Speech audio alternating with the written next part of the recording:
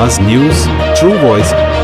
आदाब नाज़रीन, आवाज़ न्यूज़ चैनल पर आपको खुशामदीद। जिले महबूबाबाद के बयारा मंडल के जग्गू तांडा में बीआरएस पार्टी में बड़ी शमूलियत हुई। साबिका रुकने असम्बली और एलंदू हल्के इंचार्ज बानुत हरिप्रिया, मंडल सदर ताता गणेश और कुम्मा राजुला नागराजू की क़यादत में 55 खानदान बीआरएस में शामिल हुए। इस मौके पर हरिप्रिया ने पार्टी का दुपट्टा पहनकर नए शामिल होने वालों का खैर मकदम किया। इन्होंने कहा कि हल्के की तरक्की के लिए बीआरएस एक मजबूत प्लेटफॉर्म है।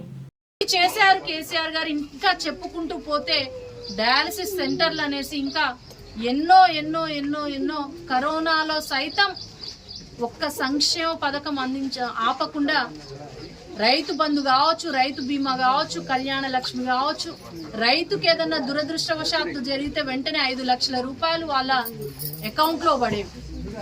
ఇన్ని విధాలుగా ఇన్ని సంక్షేమ పథకాలు చేసినవి కనబడుతున్నాయి.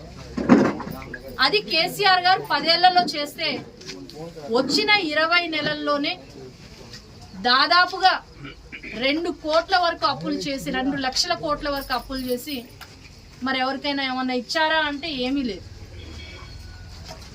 పాతయ్య పనులు జరుగుతున్నాయి, అవి కూడా సక్రమంగా చేసే పనులు కనిపించట్లే. నిన్న మన బయ్యారాంలో నాట్లేస్తున్నటువంటి సందర్భము రోడ్ల మీద కనీసం తీసుకొచ్చినటువంటి పనులను కూడా పూర్తి చేసుకునే దాఖలాలు లేవు.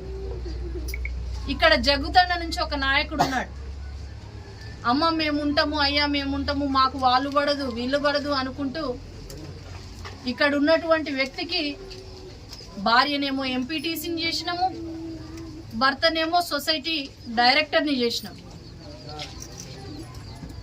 ఎక్కడో ఇదే కనకయ్య గారు ఆనాడు ఆయన చేసినటువంటి వర్కులకు మాకు బిల్లులు ఇవ్వట్లేదు, ఆపుతున్నారు అనేసి అంటే ఆనాడు మంత్రి గారితో మాట్లాడి అన్ని చేసి పెట్టినాము. తీరా ఎలక్షన్ల ముందర ఏం చేసిండు అనేసి అంటే ఎవరైతే వెన్నుపోటు పొడుస్తున్నాడు అనేసి ఏడ్చిండో మళ్ళీ ఆయన పంచనే చేరిండు. మరి అటువంటి నాయకులు ఉన్నటువంటి జగ్గుతండాలో ఈరోజు స్వచ్ఛందంగా మీకు అన్యాయం జరిగిన చోటే మేమందరం మీకోసం నిలబడతాము, బీఆర్ఎస్ పార్టీ కోసం నిలబడతాము, బీఆర్ఎస్ పార్టీలో జాయిన్ అవ్వడం కోసం మేమందరం సిద్ధంగా ఉన్నాము, గతంలో కంటే ఇప్పుడు మేమందరం మీతో ఉంటాము అనేసి ఈరోజు నాగరాజన్న ఆధ్వర్యంలో ఇన్ని కుటుంబాలు బీఆర్ఎస్ పార్టీలోకి జాయిన్ అవుతున్నందుకు కేసీఆర్ గారి నాయకత్వమే మళ్ళా మనకు శ్రీరామ రక్ష అనేసి ముందుకొచ్చినటువంటి ప్రతి ఒక్కరికి కూడా బీఆర్ఎస్ పార్టీలోకి స్వాగతం